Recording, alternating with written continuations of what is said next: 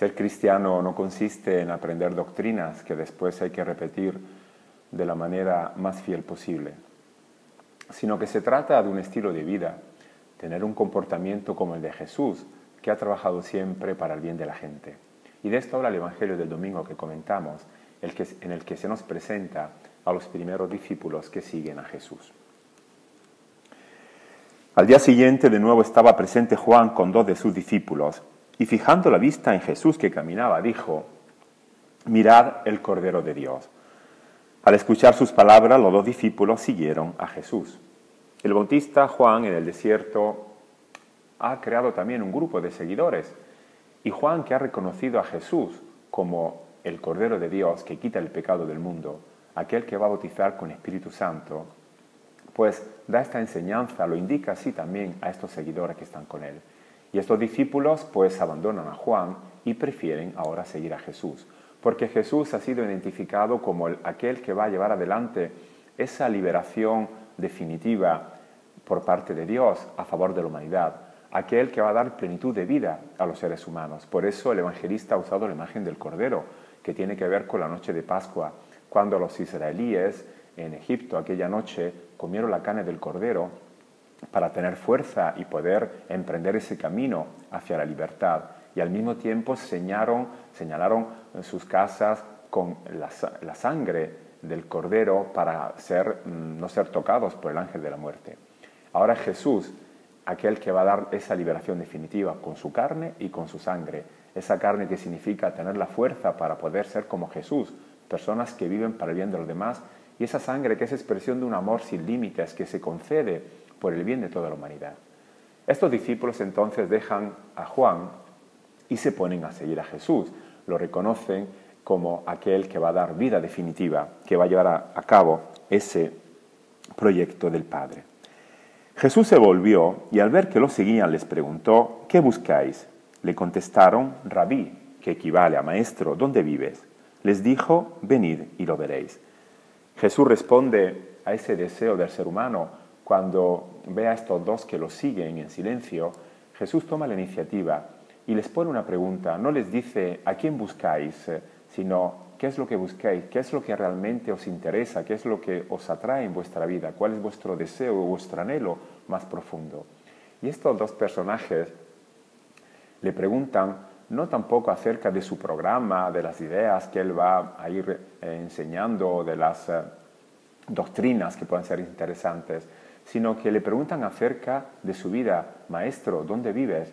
Les interesa su experiencia. Y Jesús también responde de una manera muy concreta, no de forma teórica, sino invitándoles a estar con él y a ver cómo es su vida.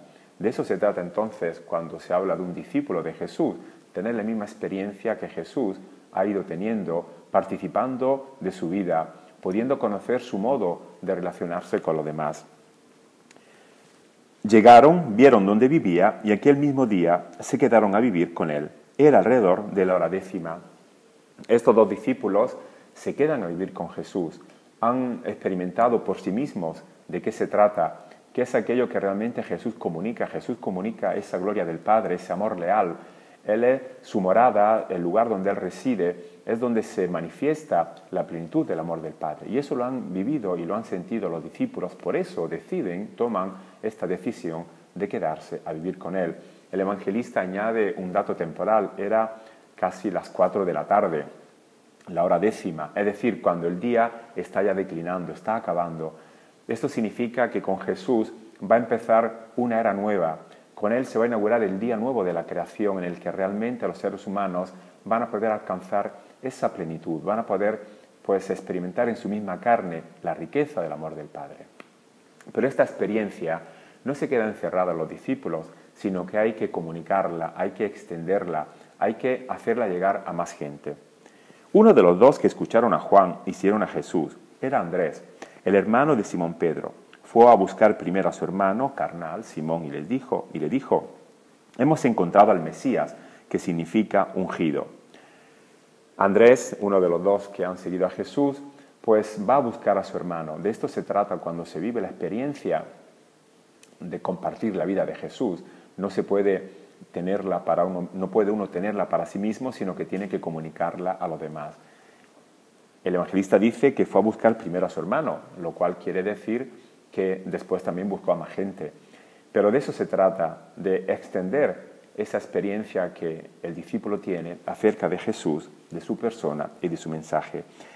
Y le lleva a Simón Pedro hasta Jesús diciéndole que han encontrado al Mesías, lo condujo a Jesús.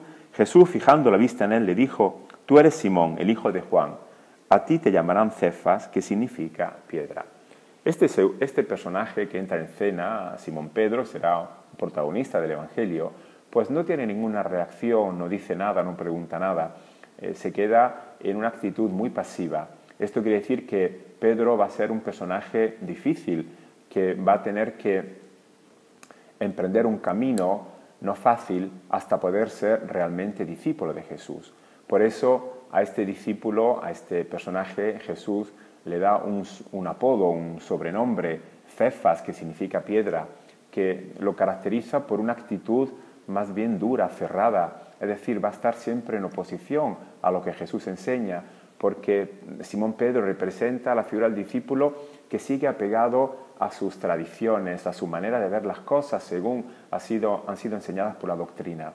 Pedro tendrá que liberarse, Simón Pedro tendrá que liberarse de todo este pasado, y solamente al final del Evangelio de Juan pues será invitado por Jesús para seguirlo, cuando haya tenido esta experiencia también él profunda de la riqueza del amor que el Padre nos daba a conocer en Jesús.